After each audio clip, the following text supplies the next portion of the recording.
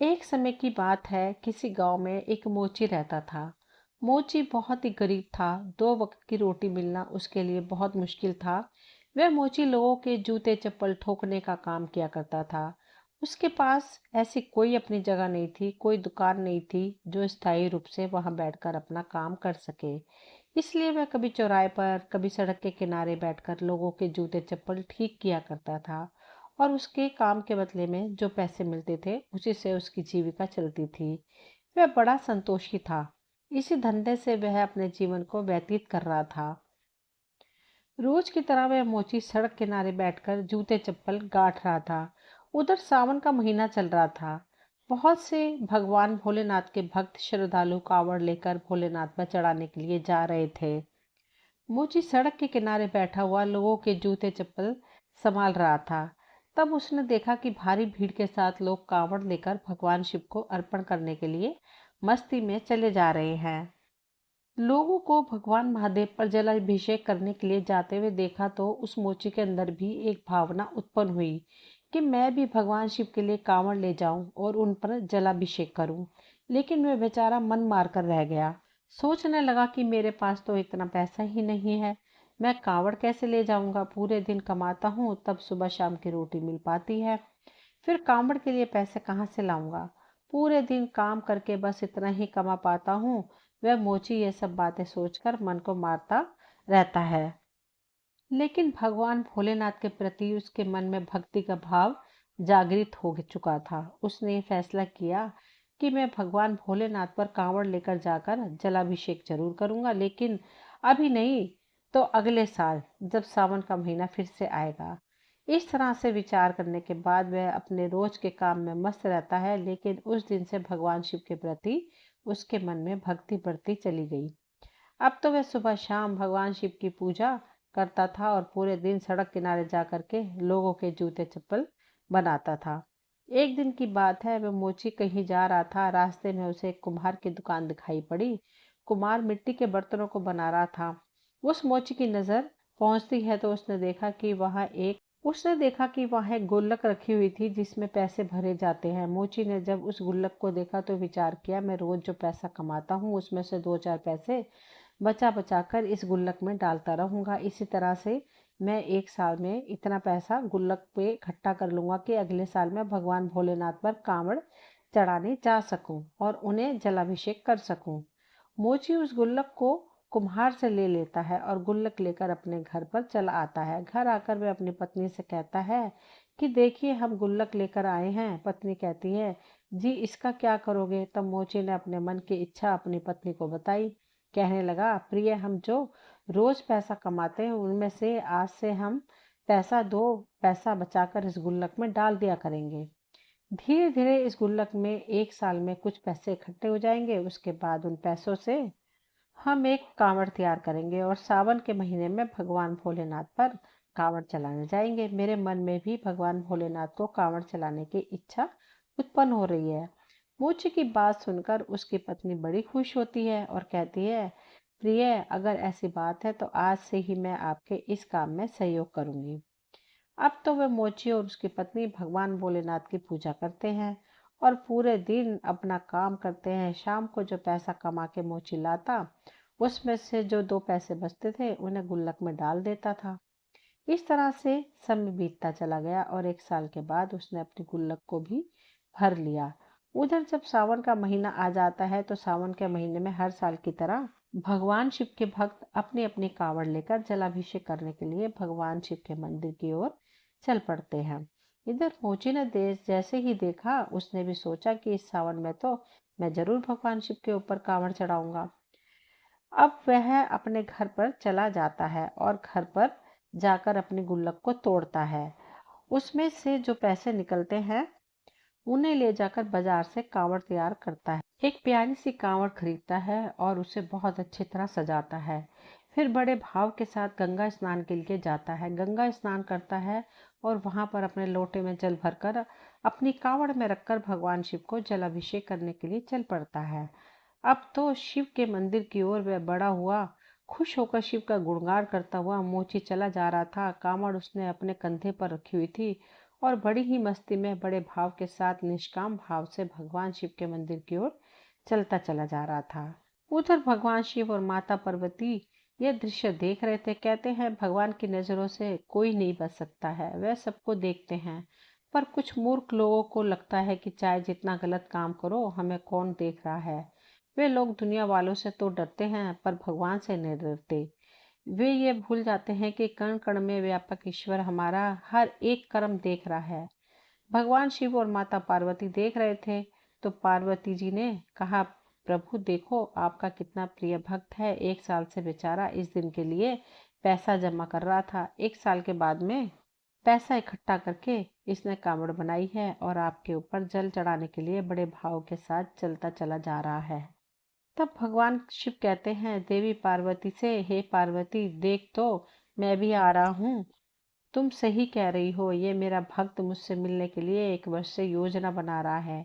एक एक पैसा इकट्ठा कर रहा था, लेकिन अब मैं इस भक्त की परीक्षा लेना चाहता हूँ कि यह मेरा भक्त असली है या नकली। इसके मन में वास्तव में मेरे प्रति आस्था है या फिर ऐसे ही ऊपर से मेरा नाम ले रहा है। मैं देखना चाहता हूँ कि मैं इसके दिल में बसा हुआ हूँ कि नहीं। तब पार्वती माँ ने कहा, हे प्रभु इसकी परीक्षा मत लो, यह बेचारा बहुत गरीब है। 1 साल से बेचारे ने पैसा इकट्ठा कर पाया है और आप परीक्षा लेकर उसे और भी ज्यादा दुख दोगे।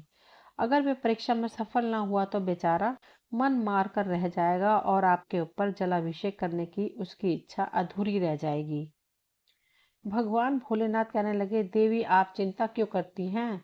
हमारे जो भक्त हुआ करते हैं सच्चे भक्त होते हैं और मैं उसी भक्त की परीक्षा लेता हूँ जिसे मैं अच्छी तरह से जान लेता हूँ। उसके हृदय में जाकर देख लेता हूँ कि किस भक्त के अंदर हमारे प्रति भक्ति है या नहीं, इसलिए हमें इसकी परीक्षा जरूर करनी चाहिए। पार्वती ने कहा, प्रभु जैसी आपकी इच्छा। अब मोची तो झूमता हुआ भगवान भोलेनाथ का कीर्तन करता हुआ कांवड़ लेकर चलता चला जा रहा था। उधर क्या होता है, भोलेनाथ बूढ़े बाबा का भेष बनाते हैं। जिस रास्ते से कांवड़ जा रही थी, अपने अपने कांवड़ को लेकर उसमें जल लेकर चले जा रहे थे, उसी रास्ते में जा करके भगवान भोलेनाथ बूढ़े बाबा का वेश बनाकर बैठ जाते हैं। अब तो उस रास्ते से जो भी कांवड़ वाला निकलता है, भगवान भोले उससे पानी मांगते हैं, भाई मुझे थोड़ा जल पिला दो, मैं बड़ा प्यासा हूँ। भगवान की प्यास की वजह से मेरा दम निकला जा रहा है, कृपा मुझे पानी पिलाकर मेरी जान बचाइए। एक दिनहीन बूढ़े आदमी को देखकर वे कांवड़ वाले उसे देखते हैं और कहते हैं, कैसा पागल बुड्ढा बैठा हुआ है, कह रहा है जल पिला दो। इसे यह भी नहीं पता कि यह जल हम भगवान शिव पर अभिषेक करने के लिए ले जा रहे हैं। अगर यह जल हम इसे पिला देंगे तो भगवान भोलेनाथ पर क्या चढ़ाएंगे। अब यह बुढ़ा मरे तो मर जाए, हमें इससे कोई मतलब नहीं है। हम यह जल इसे पिलाकर अपनी यात्रा रद्द करने वाले नहीं हैं। वहां से जितने भी श्रद्धालु गुजरते हैं, भगवान शिव बूढ़े बाबा के वेश में सबसे पानी का आग्रह करते हैं। अगर कोई भी उन्हें पानी पिलाने के लिए तैयार नहीं होता है। उधर माता पार्वती भी देख रही थी कि इतने लोगों में कोई भी मेरे स्वामी को जल नहीं पिला रहा है। एक ऐसी भक्ति है जो एक मनुष्य का दुख किसी को नजर नहीं आ रहा है। बहुत देर के बाद जब वही मोची आता है जो भगवान की भक्ति में लीन था, और जैसे ही वह उनके सम्मुख आता है, भगवान के पास से होकर गुजरता है, बूढ़े बाबा के वेश में बैठे हुए भगवान भोलेनाथ उसे रोक लेते हैं और कहते हैं, बेटा मैं बहुत प्यासा हूँ, प्यास से मेरा दम निकल रहा है। अगर मुझे पानी नहीं पिला तो मेरे प्राण निकल जाएंगे, मैं मर जाऊंगा। मैंने कई कावड़ियों से जल मांगा लेकिन एक बूंद जल किसी ने मुझको नहीं दिया। मैं प्यासा मर रहा हूँ। कैसे ये भोलेनाथ के भक्त हैं जो किसी प्यासे को एक बूंद पानी भी नहीं पिला सकते। बेटा बहुत बड़ी मेहरबानी होगी अगर आप हमें यह जल पिला देंगे। जिस लोटे में आप ये जल लेकर जा रहे हैं, यह जल मुझे ही पिला दो तो मेरी जान बच जाएगी। बूढ़े बाबा की बात सुनकर मोची रुक जाता है और बूढ़े बाबा की ओर बड़े गौर से देखता है। सोचता है ये बाबा बहुत प्यासे मालूम पड़ रहे हैं, इसलिए मुझसे जल मांग रहे हैं। तो मैं इन्हें पिला दूं, लेकिन यह जल तो मैं भोले बाबा के ऊपर चढ़ाने के लिए ले जा रहा हूँ। मैंने 1 साल से पैसे इकट्ठे किए हुए थे तब यह कावड़ सजा पाई है। बड़ी मेहनत की है और बड़ी खुशी से यह कावड़ मैं जल लेकर मैं जा रहा हूँ। 1 साल से मैं इंतजार करता रहा कि कब सावन का महीना आएगा तो मैं भगवान शिव के ऊपर जलाभिषेक करूंगा। 1 साल के बाद मेरा यह सपना पूरा हुआ है। मोची सोच विचार में डूबा हुआ था। इतने में बूढ़े बाबा कहते हैं, बेटा क्या सोच रहे हो?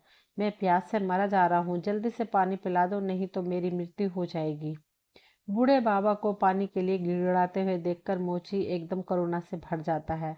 उसने तुरंत भगवान भोलेनाथ से क्षमा मांगी और कहने लगा, प्रभु मुझे माफ करना, मैं यह कावड़ और जल अगले साल तुम पर चढ़ा दूंगा। फिर से पैसे इकट्ठा करूंगा, फिर से गुल्लक में जमा करूंगा और अगले साल जब सावन का महीना आएगा तब मैं यह जल आपको अर्पण करूंगा। यह जल तो मैं बूढ़े बाबू को पिलाई देता हूँ। हे प्रभु मुझे क्षमा करना, क्योंकि ये बूढ़े बाबा प्यास से व्याकुल होकर के मर रहे हैं और मेरा धर्म है कि मैं पानी पिलाकर इनकी जान बचाऊं। अगर ये जल के बिना मर जाएंगे तो मेरा आपके ऊपर जल का अभिषेक करना व्यर्थ हो जाएगा। सर्वप्रथम मेरा धर्म है कि मैं इनकी जान बचाऊं। अगर पानी के बिना ये मर गए तो मुझे भारी पाप लगेगा। यही सोचकर मोची ने वो जल उन बूढ़े बाबा को पिला दिया। उसे नहीं मालूम था कि ये बूढ़े बाबा ही भगवान भोलेनाथ हैं, लेकिन उसने मानव सेवा को अपना सबसे बड़ा धर्म समझा और उन्हें पानी पिला दिया। इसके बाद जब उनकी प्यास शांत होती है तो मोची उन्हें प्रणाम करता है और कहता है, बाबा अब मैं अपने घर वापस जा रहा हूँ, क्योंकि अब मेरे पास भोले बाबा पर चढ़ाने के लिए जल तो नहीं है। कोई बात नहीं, मैं भगवान को जल अगली वर्ष चढ़ा दूंगा।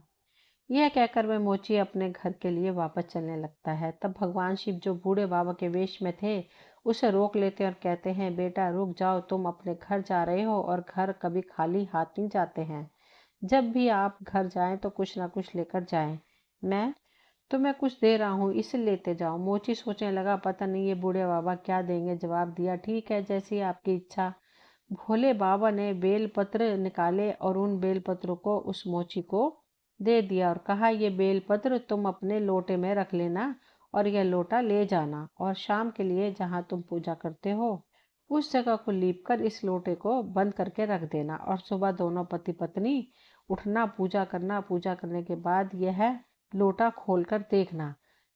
भोले बाबा जो थे वह बेलपत्र देने के बाद वहां से चले जाते हैं और कुछ दूर आगे जाकर अंतर ध्यान हो जाते हैं और मोची जो था वह वहीं से अपने घर वापस आ जाता है। घर जाकर के अपनी पत्नी को सारी हकीकत बताई। पत्नी कहती है, कोई बात नहीं, अगले साल भगवान शिव के लिए जल चढ़ा देना। तब मोची कहता है, प्रिय, जिन बूढ़े बाबा के लिए मैंने जल पिलाया था उन्होंने यह लोटा दिया है। आप इस जगह को लीपिए जहाँ पूजा करते हैं। उन्होंने कहा है कि एक जगह पर लोटा बंद करके रख देना। सुबह पूजा करने के बाद इस लोटे को खोल कर देखना। वही हुआ। उसकी पत्नी ने जो जगह लीपी और लोटे को बंद करके उसी जगह पर रख दिया। सवेरा हुआ और सुबह जब पति पत्नी जागे, स्नान ध्यान किया और पूजा करने के बाद जब मोची लोटा तो खोलता है तो वो देखकर हैरान रह जाता है। उसने देखा कि लोटा सोने की मोहरों से भरा हुआ था। मोची ने जब लोटे में सोने की मोहरें देखी तो उसकी आंखों में आंसू आ जाते हैं। वे दोनों पति पत्नी रोने लगते हैं और कहने लगते हैं, प्रभु यह तो अपार धन है, लगता है भोलेनाथ ने हम पर कृपा की है। मोची अपनी आंखों से आंसू बहाते हुए अपनी पत्नी से कहता है, प्रिय, देख रही हो, मुझे लगता है कि उन बूढ़े बाबा के भेष में भोलेनाथ ही थे। मैंने वह जल भोलेनाथ को ही पिलाया था, लेकिन मैं उन्हें पहचान नहीं सका। धन्य है प्रभु तुम्हारी लीला, उन्हीं की कृपा से वह बेलपत्र सोने की मोहरों में बदल गए। अब तो मोची की श्रद्धा भगवान भोलेनाथ में और बढ़ जाती है। सोने की मोहरें देखकर दोनों पति पत्नी बहुत खुश होते हैं। इसके बाद उन्हीं मोहरों को बेचकर मोची एक दुकान खरीदता है और उसमें अपना जूता चप्पल का काम शुरू कर देता है। धीरे धीरे उसकी दुकान बहुत अच्छी चलने लगती है। भोले बाबा की कृपा से उसने इतनी तरक्की कर ली कि उसने बहुत सारा पैसा कमा लिया। पैसा कमाने के बाद उसने एक अच्छा मकान बनाया और उसमें आनंद से रहने लगे। भगवान भोलेनाथ की भक्ति में डूब जाते हैं, क्योंकि अब उनके पास पैसों की कोई कमी नहीं थी। वह मोची पैसा वाला तो बन गया, लेकिन उसने भोलेनाथ की भक्ति करना नहीं छोड़ा। कुछ लोग ऐसे भी होते हैं जो अगर भगवान उनके ऊपर कृपा कर दे और उनके घर में धन दौलत के भंडार भर दे तो वे भगवान को भूल जाते हैं। लेकिन उस मोची ने भगवान को नहीं भूला और दिन प्रतिदिन भगवान की भक्ति करता रहा। खुशियां भगवान शिव उसके घर में देती रही और सारे भंडार उसके भरते रहे। उधर उस मोची का एक भाई था जिसकी पहले से ही एक दुकान थी और वह भी बहुत अच्छी चल रही थी। अचानक उसने देखा कि सड़क किनारे बैठकर जो मेरा भाई रोज जूता चप्पल ठीक करता था, जिसको सुबह शाम की रोटी मिलना भी मुश्किल था, वह आज अचानक से इतना बड़ा सेठ बन गया। यह गरीब बड़ा पैसे वाला कैसे बन गया? इसने दुकान भी खरीद ली, एक अच्छा सा मकान भी बना लिया। इसके पास तो बहुत पैसा है। अपने भाई की तरक्की देखकर उसकी छाती जल जाती है। उसके कलेजे पर सांप लौटता है और अपने भाई मोची भाई की तरक्की उसे हजम नहीं होती है। अब वह इस बात से दुखी रहने लगा कि दिन रात मनी मन वह अपने भाई भाई से द्वेष करने लगा। वह स्वाभाविक है, अगर आपके पास धन अधिक हो जाता है और अच्छी कमाई होने लगती है तो ईर्ष्या करने वाले भी लोग बढ़ जाते हैं। इस प्रकार मोची का भाई उससे जलने लगा। वह उसे किसी भी तरह से नीचे गिरा देना चाहता था। उसने क्या किया कि उस मोची के ऊपर चोरी का आरोप लगा दिया और गांव वालों से कह दिया कि इस मोची ने हमारी दुकान से पैसे चुराए हैं, हमारी दुकान से जूते चप्पल चुरा कर अपनी दुकान में रख लिए हैं। गांव वालों ने उससे पूछा, क्या तुमने चोरी की है? तुमने अपने भाई की दुकान से पैसे चुराए हैं? उसका भाई भी बड़ी वहीं खड़ा हुआ था।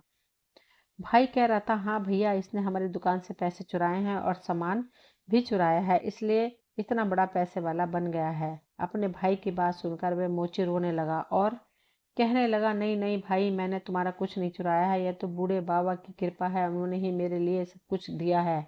उसने सारी बात बताई, सारी घटना सुनाई, लेकिन लोगों को विश्वास नहीं हुआ। लोग कहने लगे, यह बूढ़े बाबा कौन है? मोची ने जवाब दिया, बूढ़े बाबा अर्थात भोलेनाथ ने हमें सब कुछ दिया है। उसने बताया, मैं भगवान पर जलाभिषेक करने के लिए जा रहा था, रास्ते में एक प्यासे बूढ़े बाबा मिले। मैंने उन्हें वह जल पिला दिया। उन्होंने मुझे बेलपत्र दिए थे और वे बेलपत्र ही सोने की मोहरें में बदल गए। उन्हीं मोहरों को बेचकर मैंने ये सब किया है। मैंने किसी की चोरी नहीं की। मोची की बात सुनकर सब हंसने लगे और कहने लगे, ये पागल है, भोले बाबा किसी को देने के लिए स्वयं चलकर नहीं आते। जवाब दिया, नहीं, आप विश्वास करिए, यह भोले बाबा ने ही मुझको दिया है। लेकिन कहते हैं ना, इस दुनिया के लोग बड़े अजीब हैं, जब तक चमत्कार नहीं देख लेते तब तक विश्वास नहीं करते हैं। यही कारण है कि लोगों के पास भगवान भी जाएं तो वे भी उन्हें नहीं पहचान पाते हैं, क्योंकि उनके ऊपर लोभ के नाम का पर्दा पड़ा हुआ होता है। लोभ लालच में इतने फंसे हुए हैं कि इसलिए भगवान को पहचान नहीं पाते।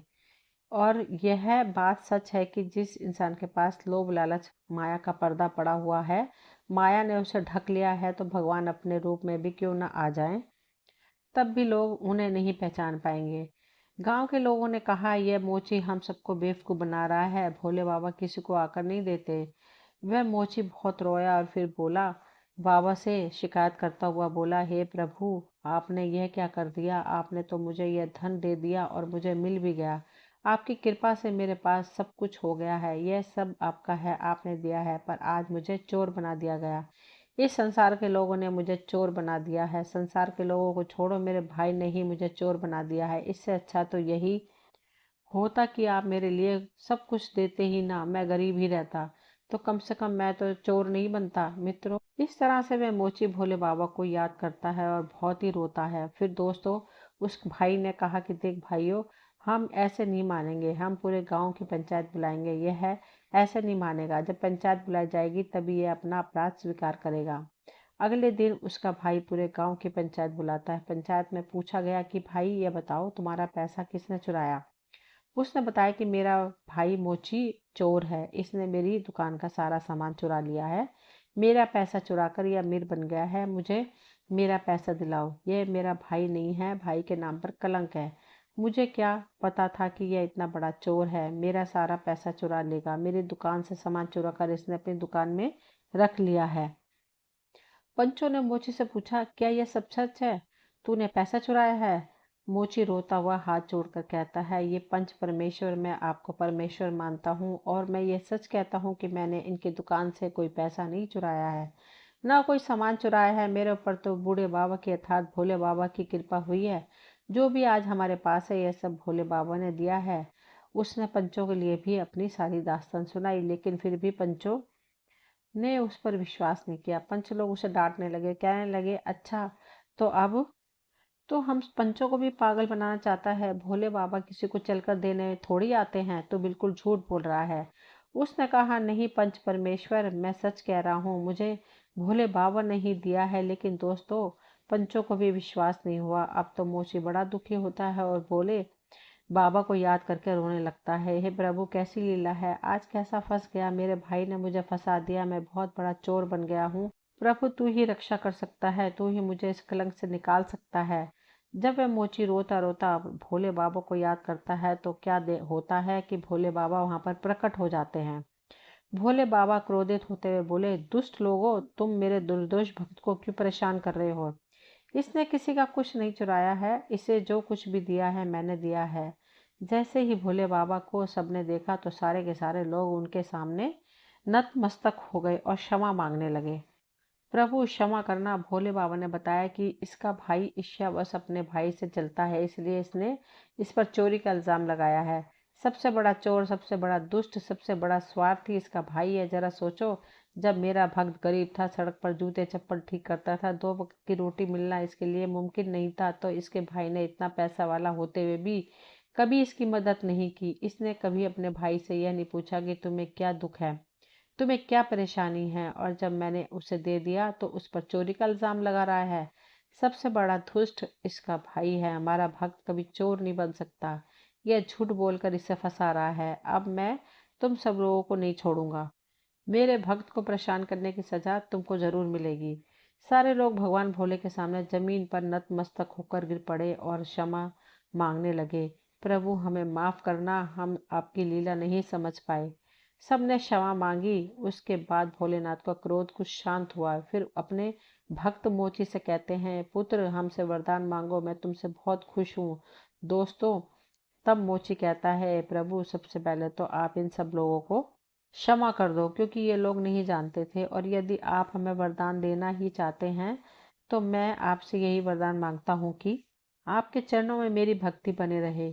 जब तक मैं इस संसार में जीवित रहूं, आपके चरणों में ही भक्ति करता रहूं, आपका ही नाम जपता रहूं, आपका ही गुणगान करता रहूं, और जब भी मेरे प्राण निकलें तो आपका नाम लेते ही मेरे प्राण निकल जाएं। अपने भक्त की बात सुनकर भगवान शिव तथास्तु कहते हैं और वहां से अंतर्ध्यान हो जाते हैं। सारे लोग और उसका भाई इस मोची से माफी मांगते हैं और कहते हैं, तुम ही सबसे बड़े भक्त हो, हम लोग तो मोहजाल में फंसे हुए हैं, इसलिए हम अच्छाइयों को नहीं पहचान पाते, हम बुराइयों को ही देख पाते हैं, और अच्छाइयाँ वही लोग देख पाते हैं जो मोह माया से, लोभ लालच से दूर है। दोस्तों, ये कहानी यहीं तक थी। मुझे उम्मीद है आपको ये कहानी पसंद आई होगी। अगर पसंद आई हो तो प्लीज़ चैनल को सब्सक्राइब करें, वीडियो को लाइक शेयर करें। मिलती हूँ अगली कहानी में, तब तक के लिए थैंक यू।